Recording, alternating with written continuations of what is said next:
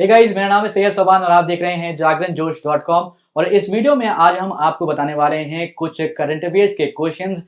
क्या क्वेश्चंस बनाए जा सकते हैं, उनके सही जवाब क्या होंगे, उनके बारे में भी बात करेंगे। साथ साथ इस वीडियो के एंड में आपको एक सवाल देंगे जिसका जवाब आपको हमें कमेंट बॉक्स में लिखकर देना होगा। तो चलिए शुरू करते हैं पहले सवाल के साथ। तो पहला सवाल ये है कि आपको बताना है कि कौन सा स्टेट है जिसने नीति आयोग के इंडिया इनोवेशन इंडेक्स 2022 में बाकी स्टेट्स के मुकाबलों में टॉप किया है। सही जवाब है इसका कर्नाटका। तो आपको बता दें यहाँ पर कि कर्नाटका जो है इस बार नीति आयोग के इंडिया इनोवेशन इंडेक्स 2022 में सबसे ऊपर रहा है। तेलंगाना को जो है सेकेंड पोजीशन मिली है, हरियाणा को थर्ड पोजीशन मिली है, महाराष्ट्र को फोर्थ और तमिलनाडु को फिफ्थ पोजीशन इस इंडेक्स में मिली है। तो आपको बता दें कि ये जो इंडेक्स है ये नीति आयोग के द्वारा जो है प्रिपेयर किया जाता है और यहाँ पर देखा जाता है कि कौन से स्टेट में जो डेवलपमेंट है कंट्री के इनोवेशन इकोसिस्टम के हिसाब से उसको जो है बढ़ावा दिया गया है, उसके आधार पर। इसके अलावा और कई आधार होते हैं, उसके ऊपर इस इंडेक्स को बनाया जाता है। तो इस बार सबसे टॉप पर कर्नाटक है। अगला सवाल, कौन सा सिटी या फिर यूनियन टेरिटरी ने टॉप किया है इंडिया इनोवेशन इंडेक्स 2022 में?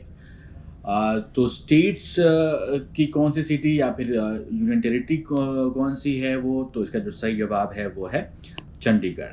तो आपको बता दें कि चंडीगढ़ ने जो है टॉप किया है union territory and city states in the नीति Aayog's India innovation index 2022।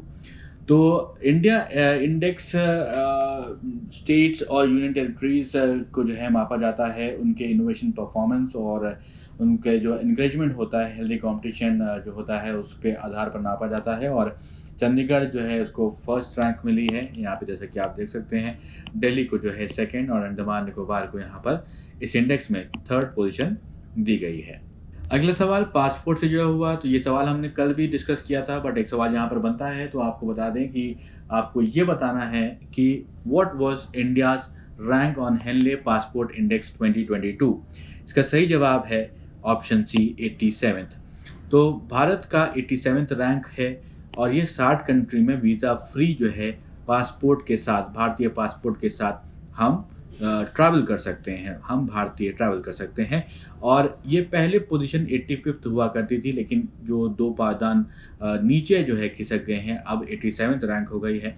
Japan को सबसे ज़्यादा मजबूती वाला पासपोर्ट बताया गया है, जहाँ पर 193 नेशंस में फ्री वीज़ा के साथ जो है ट्रैवल कर सकते हैं वहाँ के जिनके पास जापान का पासपोर्ट है। इसके अलावा साउथ कोरिया और सिंगापुर के जो लोग हैं वो 192 नेशंस में वीज़ा फ्री जो है ट्रैवल कर सकते हैं। अगले सवाल पर बढ़ते हैं।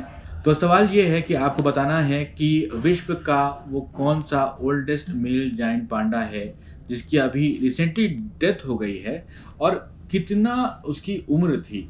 तो इसका जो सही जवाब है वो है 35 साल। तो आपको बता दें कि उसका नाम, पांडा का नाम एनन है, जो अभी रिसेंटली उसकी डेथ हुई है और ये 35 साल का बताया जा रहा है। जुलाई 20, 2022 को उसकी डेथ हुई है। तो आपको बता दें कि ये जो पांडा है ये हांगकांग के थीम पार्क में था 1999 से और पिछले कुछ समय से काफ़ी बीमार बताया जा रहा था। इसने खाना खाना भी मना कर दिया था, खाना खाना बंद कर दिया था। और आपको बता दें कि जो वर्ल्ड की ओल्ड फीमेल जायंट पांडा थी उसका नाम जिया जिया था, जो 2016 में जिसकी डेथ हुई थी और वो 38 साल की थी। और ये मेल जायंट पांडा है जिसका उम्र जो है 35 साल है और 35 साल की उम्र में इसकी डेथ हुई है। बढ़ते हैं अगले सवाल की तरफ। सवाल है कि कौन सा स्टेट है जो कि इंडिया का पहला ऐसा स्टेट बना है जिसने व्हीकल लोकेशन ट्रैकिंग डिवाइस को जो है इमरजेंसी रिस्पॉन्स सपोर्ट सिस्टम से कनेक्ट किया है। सही जवाब है इसका हिमाचल प्रदेश।